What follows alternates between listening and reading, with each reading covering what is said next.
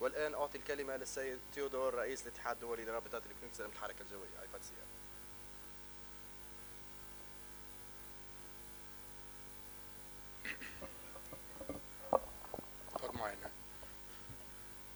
Distinguished guests, ladies and gentlemen, good morning. I'm here on behalf of IFATSEA, the International Federation of Air Traffic Safety Electronic Associations, the humans that are behind the systems, those people that care for your safety, our safety, when we are on the air. It doesn't matter what kind of weather we're talking about, heavy weather or light weather, day or night, 24/7, the ATSEP, the Air Traffic Safety Electronic Professionals, are there to cater for our safety. Our federation is very pleased to help in co-organize this event together with ICAO. And by saying that, I would also like to express my gratitude for the efforts that Engineer Khaled Nisri has contributed, as well as the sponsors of this event. IFATSEA represents 75 at the moment countries worldwide. We have an observer status in ICAO and in the Air Navigation Coefficient lately. We participate in various panels, and every year, every time we have an assembly or regional meetings like this one, although this is the first one co-organized, to provide our insights from our operational experience. And I think that the operational experience is something that most of you have had, and it's not there mainly when decisions are taken, because there is a lot of abstraction levels in between. It's seminars like workshops like this one that allow this information to flow between us and all of us to gather a different understanding of what goes on behind the lights. I'm sure that most of you who are not ATSEPs have never seen an ATSEP. So here we are to give you the human perspective of the kind of work we do. So IFATSEA gathers all the ATSEP of the world that are responsible for the proper operation of the air navigation systems. In some countries, that includes also the meteo systems. As we speak today, in the Asia-Pacific region, there is an ICAO meeting that deals with human factors and fatigue on behalf of ATSEP. We have worked for the fatigue on the side of the ATCO, but not from the ATSEP yet. And there is a latent risk there, among others. So ATSEP install, maintain, and make sure that air navigation systems and services are available for the user. And the user for us, at the moment, broadly speaking, is the airspace user and the air traffic controller. There is a closed loop that is not seen from the outside, as you know, and I'll try to give you some of those insights later in my presentation. I wouldn't like to bore you by repeating my presentation here. It is important to note that unless you have looked into a particular situation, you cannot come up with the proper results and lessons. I'll give you an example.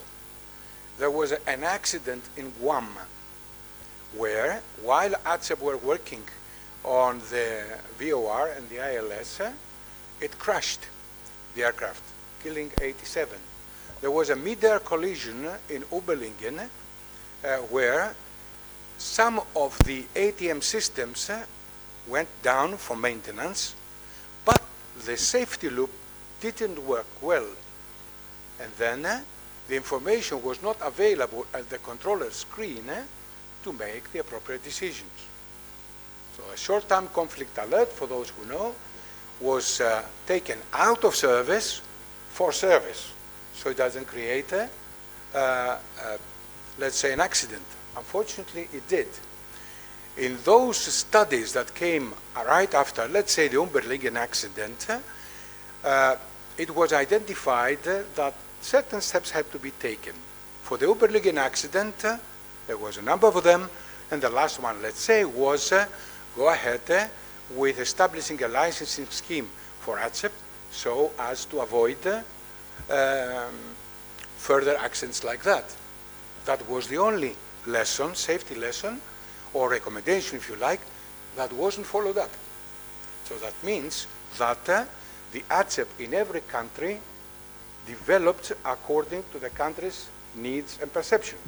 And now, 10 years or more later, we're in a global environment, and this hasn't been a reality yet. Of course, ICAO, together with IFATSEA, has taken a lot of steps, which I will show you in the afternoon.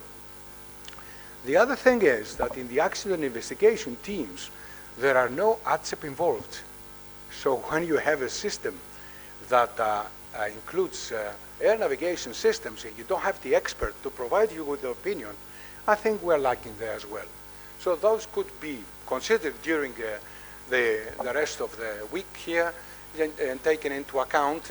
We may come up with a recommendation to close this gap of potential safety hazards. During the COVID pandemic, we know that most of the traffic stopped.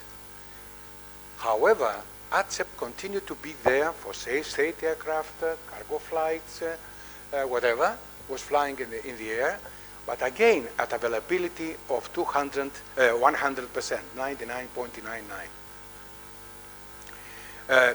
I will close by saying that we are in a system that is so interdependent and that is changing as we speak.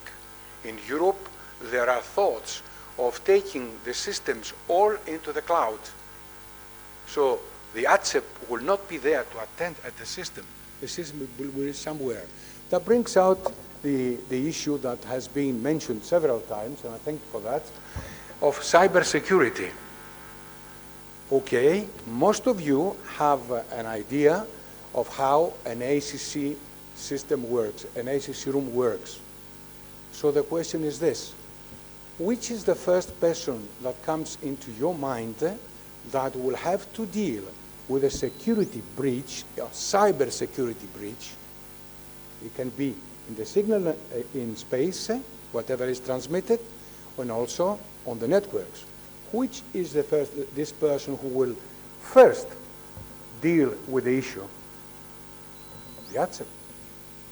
Now, I've seen discussions in many places, including ICAO, where the ATSEP is not in the list. So what IFATSEA did is provided a paper, I can show it to you later if you like, and I will present a little bit of it, which says that in every ANSP, there has to be a system that's, let's say, cleverer than the human with artificial intelligence. Of course, that's not true. Augmenting the human, which will identify that something begins to go wrong in the system. Because if the effect of the security, cybersecurity breach reaches the controller, we lost the game. So later, those of you who will be here will be able to witness this explanation very short. I thank you very much, all of you, for your patience. Thank you.